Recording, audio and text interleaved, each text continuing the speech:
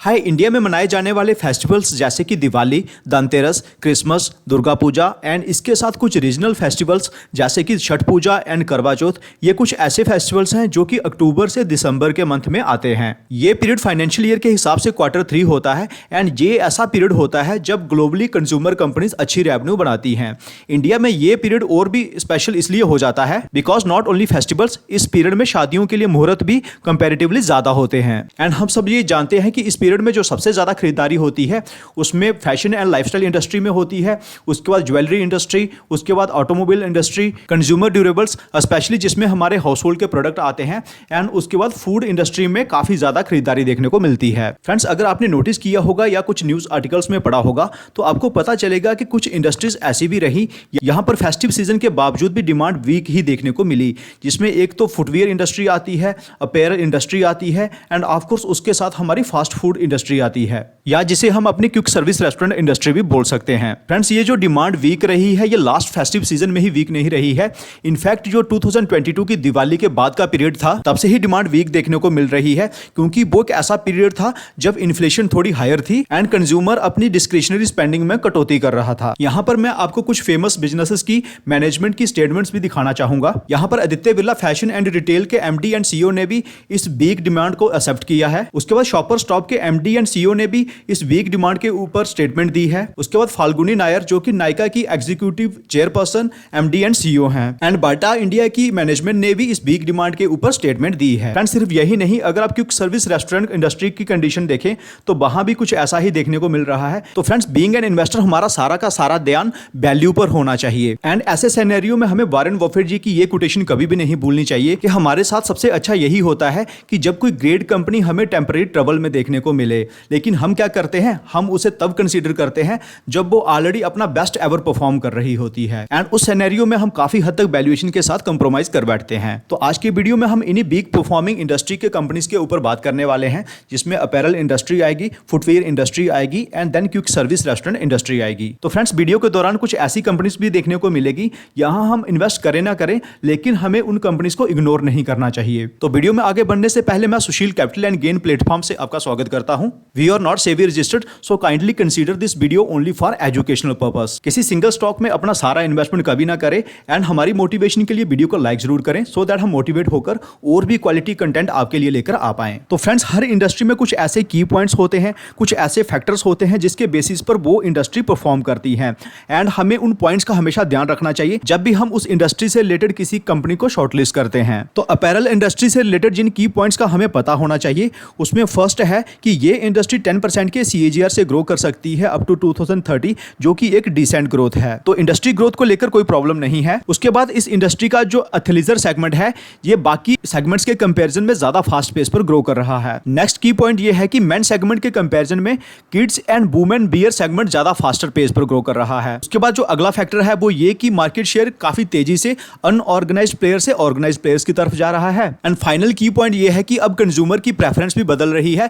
यहां पर पहले कंज्यूमर की प्रेफरेंस मास सेगमेंट हुआ करता था, अब वो बदलकर mid premium and premium segment पर शिफ्ट हो रही है। तो आने वाले टाइम में mid premium and premium segment में काफी अच्छी ग्रोथ देखने को मिल सकती है। तो फर्स्ट कंपनी जिसे हमें अभी इग्नोर नहीं करना चाहिए वो एक स्मॉल कैप है एंड मार्केट कैप है सिर्फ 1785 करोड़। सितंबर 22 में अपना ऑल टाइम हाई लगाने के बाद लास्ट के 1.5 साल से लगातार कंसोलिडेशन में है एंड प्रेजेंटली 32% करेक्शन में है। इस कंपनी में आज वो सारे इंग्रेडिएंट्स हैं जो इस इंडस्ट्री में ग्रोथ के लिए चाहिए। तो कंपनी का नाम है कैंटेबिलिटी रिटेल लिमिटेड। तो ये कंपनी क्यों ग्रो कर सकती है उसका सबसे पहला कारण यह है कि ये काफी अग्रेसिवली स्टोर्स का एक्सपेंशन कर रहे हैं एंड मैनेजमेंट का प्लान है कि हर साल 80 से 90 नए स्टोर्स ओपन करने हैं। मैनेजमेंट कंपनी की ग्लोबल प्रेजेंस पर फोकस कर रही है एंड इसके लिए फर्स्ट स्टोर वो नेपाल में ओपन करने वाले हैं। फुटवियर एंड एथलीजर सेगमेंट में ग्रोथ को देखते हुए कंपनी ने इन दोनों ही सेगमेंट में ऑलरेडी फोरे कर भी दिया है, क्योंकि अगर आप आज कंपनी की वेबसाइट पर जाएंगे तो आपको फुटवियर सेगमेंट के प्रोडक्ट्स भी दिखेंगे एंड इसके साथ एथलीजर सेगमेंट के प्रोडक्ट्स भी दिखेंगे अक्रॉस मेन, वुमेन एंड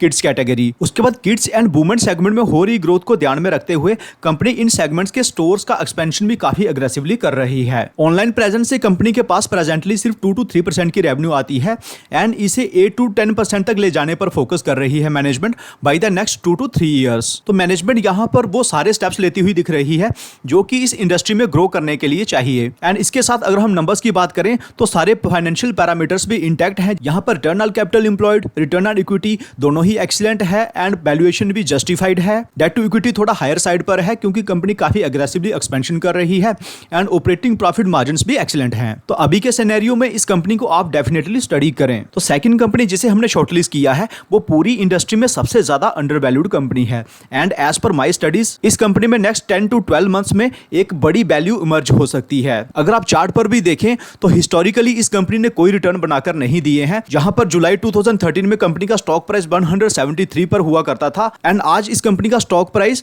263 पर ही पहुंच पाया है। जी हां, हम बात कर रहे हैं Aditya Birla fashion retail limited के बारे में एंड इस कंपनी पर हमने काफी डिटेल्ड डिस्कशन ऑलरेडी किया हुआ है, वीडियो लिंक डिस्क्रिप्शन में है। वैल्यू अनलॉक कैसे हो सकती है उसका क्विक हाईलाइट मैं यहां पर भी दे देता हूं। तो फ्रेंड्स, इस कंपनी की मार्केट कैप को अगर आप वेदांत फैशन की मार्केट कैप से कंपेयर करेंगे तो आपको ऑलमोस्ट एक जैसी ही मार्केट कैप देखने को मिलेगी। लेकिन अगर आप इन कंपनीज की रेवेन्यूज को कंपेयर करेंगे तो आदित्य बिरला ने लास्ट फाइनेंशियल ईयर में 12,418 करोड़ की रेवेन्यू बनाई है, जबकि वेदांत फैशन ने लास्ट फाइनेंशियल ईयर में 1,355 करोड़ की रेवेन्यू बनाई है।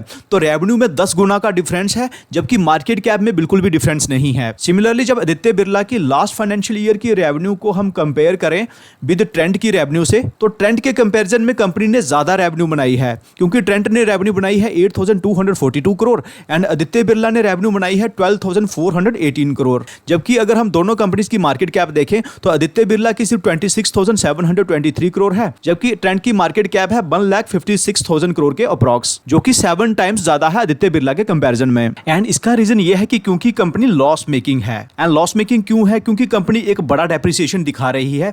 यहां पर आप देख सकते हैं कि लास्ट फाइनेंशियल ईयर में कंपनी ने 1,227 करोड़ का डेप्रिसिएशन दिखाया है, जबकि ट्रेंड जिसकी मार्केट कैप 7 टाइम्स ज्यादा है उसने सिर्फ 494 करोड़ का डेप्रिसिएशन दिखाया है। एंड कंपनी ज्यादा डेप्रिसिएशन इसलिए दिखा रही है क्योंकि वो अग्रेसिव एक्सपेंशन करना चाहते हैं। एंड दूसरा रीजन है कंपनी के लॉस मेकिंग होने का, क्योंकि कंपनी के कुछ ब्रांड्स लॉस मेकिंग है। लेकिन प्रमोटर्स ने जिस तरह से डीमर्जर प्लान किया है, यहां से पता चलता है कि अब वो वैल्यू अनलॉकिंग के लिए काफी सीरियस हैं। तो वैल्यू अनलॉकिंग ऐसे होगी, डीमर्जर के बाद 2 कंपनीज बनेगी, जिसमें से पहली का नाम होगा Aditya Birla lifestyle brands limited and इसके अंदर जितने भी ब्रांड्स आ रहे हैं ये सारे के सारे प्रॉफिटेबल है, हाई ग्रोथ को अचीव कर रहे हैं, अच्छा कैश फ्लो जनरेट कर रहे हैं एंड इन्हें फ्यूचर में और ग्रो करने के लिए किसी तरह की एडिशनल फंडिंग की रिक्वायरमेंट भी नहीं है। तो डीमर्जर के बाद जो फर्स्ट एंटिटी बनेगी ये ऑलरेडी प्रॉफिटेबल बनेगी एंड इसे अच्छी वैल्यू मिलना स्टार्ट हो जाएगी। एंड जो दूसरी एंटिटी बनेगी उसका नाम रहेगा Aditya Birla fashion and retail limited. उसमें जो लॉस मेकिंग ब्रांड्स हैं उसमें Sabyasachi, Shantanu and Nikhil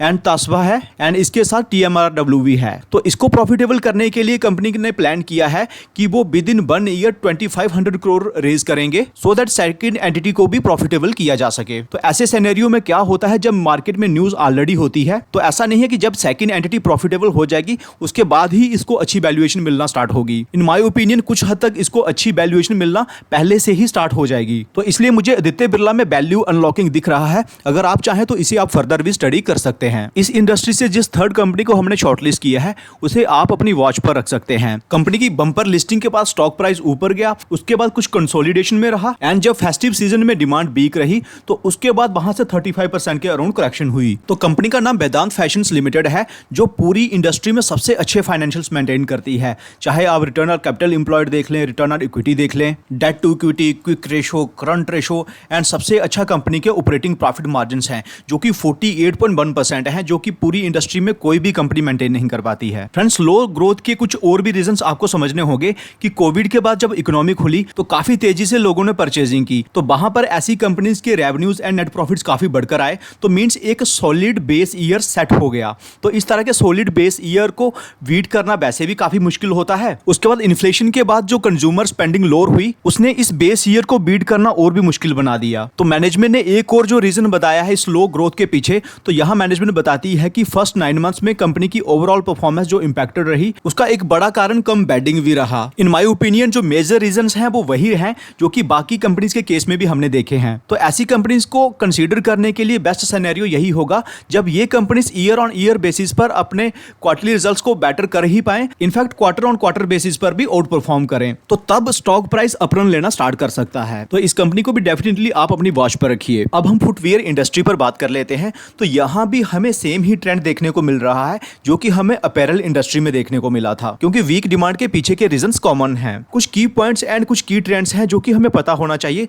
so that that जब हम फुटवियर इंडस्ट्री से किसी कंपनी को शॉर्टलिस्ट करें तो उन पॉइंट्स का स्पेशली ध्यान रखें। तो उसमें फर्स्ट पॉइंट यही है कि इस इंडस्ट्री में भी 10 से 12% की CAGR की ग्रोथ एक्सपेक्टेड है, जो कि एक डिसेंट ग्रोथ है। दूसरे कुछ इंपॉर्टेंट की ट्रेंड्स जो कि हमें पता होने चाहिए, उसमें यह है कि ऑर्गेनाइज्ड प्लेयर्स का कंट्रीब्यूशन लगातार बढ़ता जा रहा है, जो कि 23% से बढ़कर 38% हो चुका है। उसके बाद एक और की ट्रेंड अगर आप यहां पर नोटिस करें तो आपको देखने को मिलेगा कि मास सेगमेंट जो कि 62% कंट्रीब्यूट करता था इन फाइनेंशियल ईयर 15, वो कम होकर 51% रह गया है। मींस मास सेगमेंट में उतनी ग्रोथ नहीं हो रही है, इकोनॉमी सेगमेंट में थोड़ी सी ग्रोथ हो रही है, सबसे ज्यादा ग्रोथ हो रही है मिड प्रीमियम सेगमेंट में एंड प्रीमियम सेगमेंट में भी ग्रोथ हो रही है। तो फुटवियर इंडस्ट्री से जब भी किसी कंपनी को शॉर्टलिस्ट करें तो ये भी जरूर ध्यान दें कि उसकी मेजॉरिटी ऑफ द रेवेन्यू कौन से सेगमेंट से आती है। And friends, we are grateful कि हम इस ट्रेंड को काफी अर्ली स्टेज पर आइडेंटिफाई कर पाए थे एंड यही कारण है कि चैनल के एस्टेब्लिश होते ही हमने एक डिटेल्ड कंपैरिजन वीडियो किया था between metro brands and Relaxo footwear. And तब हमने रिलैक्सो फुटवियर के बजाय मेट्रो ब्रांड्स को सेलेक्ट किया था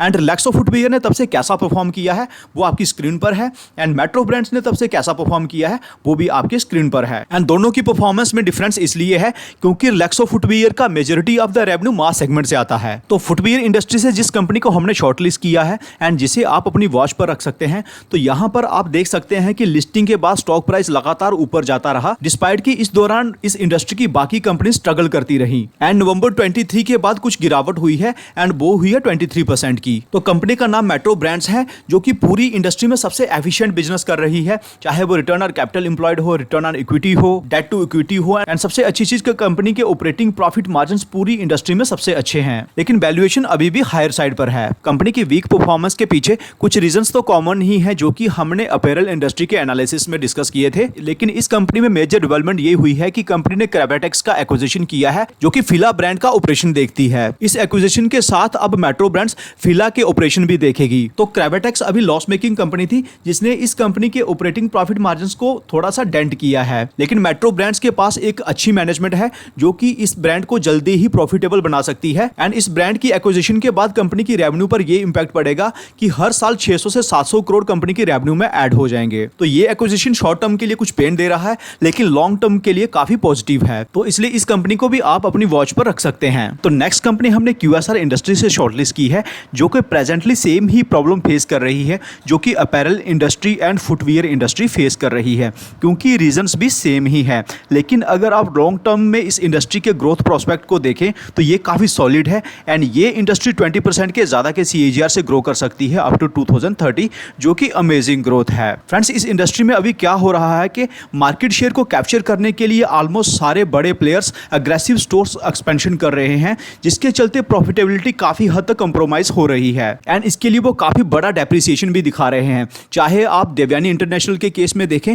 तो यहां पर भी आपको डेप्रिसिएशन लगातार बढ़ता हुआ दिखाई देगा। सिमिलरली जुबिलेंट फूड वर्क्स के केस में भी आपको सेम ही सिनेरियो देखने को मिलेगा। यहां पर डेप्रिसिएशन इन्होंने भी काफी ज्यादा बढ़ा दिया है। इसके साथ मैक्रो फैक्टर्स भी फूड बिजनेस के लिए सूटेबल नहीं है। यही कारण है कि ये इंडस्ट्री प्रेजेंटली अच्छा परफॉर्म नहीं कर पा रही है। अगर आपको इस इंडस्ट्री से कोई माइक्रो कैप कंपनी चाहिए, you can study coffee day enterprises and इस कंपनी पर हमने ऑलरेडी डिटेल डिस्कशन किया हुआ है, बट ये कंपनी काफी रिस्की कैटेगरी के इन्वेस्टर्स के लिए है। लेकिन अगर आपको small cap and stable business चाहिए, then you can study Sapphire Foods, जो कि KFC, Pizza Hut and Taco Bells की फ्रेंचाइज को ऑपरेट करती है in India, Maldives and Sri Lanka. तो इस कंपनी में सबसे अच्छा क्या है कि अगर आप पीएस कंपैरिजन में जाएं तो टॉप 4 प्लेयर्स में इकलौती आपको यही कंपनी ऐसे मिलेगी जिसका प्राइस टू अर्निंग सबसे कम है। सिर्फ यही नहीं, अगर आप इसके प्राइस टू अर्निंग ग्रोथ को देखेंगे तो ये भी 1 से नीचे है। तो ये कंपनी क्यों ग्रो कर सकती है? पहला रीजन तो यही है कि बिजनेस काफी अच्छी वैल्यूएशन पर है एंड दूसरा रीजन ये है कि मैनेजमेंट ने ये डिसीजन लिया है कि वो अपनी स्टोर एक्सपेंशन की स्पीड को थोड़ा स्लो करेंगे एंड एग्जिस्टिंग रेस्टोरेंट्स की प्रॉफिटेबिलिटी पर काम करेंगे, so that profit margins better हो and finally net profits better हो। तो इन माय ओपिनियन ये कंपनी भी अटेंशन डिजर्व करती है, तो इसलिए आप इसको फर्दर भी स्टडी कर सकते हैं। तो फ्रेंड्स, वीडियो अगर यहां तक देखा है, वीडियो को लाइक करिएगा। चैनल को सब्सक्राइब नहीं किया है तो चैनल को सब्सक्राइब जरूर करिएगा। तो आपके ओपिनियन में कौन सी कंपनी सबसे अच्छा परफॉर्म कर सकती है आने वाले समय में, कमेंट सेक्शन में जरूर बताइएगा। तो मिलते हैं आपसे अगले वीडियो में। Take care.